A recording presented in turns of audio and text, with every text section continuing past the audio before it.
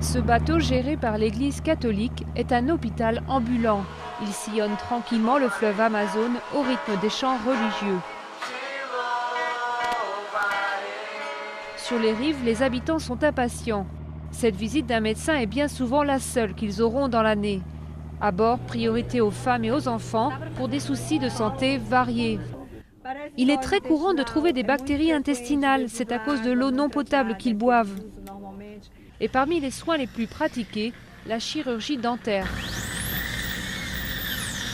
Ici, se brosser les dents n'est pas vraiment de coutume. Les bénévoles tentent donc d'éduquer les jeunes pour éviter que leurs dents aient la même destinée que celle de leurs aînés.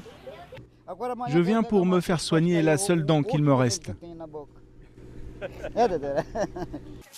Dans ces villages, les enfants sont nombreux, les grossesses chez les adolescentes sont courantes. Christina, par exemple, a eu sa fille à 15 ans. Les conditions de vie, elles, sont plutôt rudimentaires. Pour les besoins de base, on compte beaucoup sur la nature. Même si, comme en témoigne cette tombe, la nature n'est pas toujours clémente.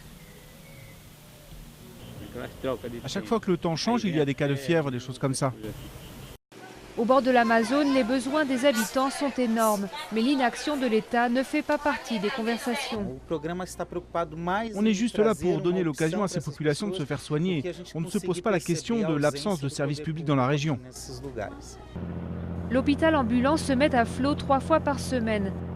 Après chaque tournée, il retrouve le port de Belém, un havre de civilisation, au beau milieu de la jungle hostile.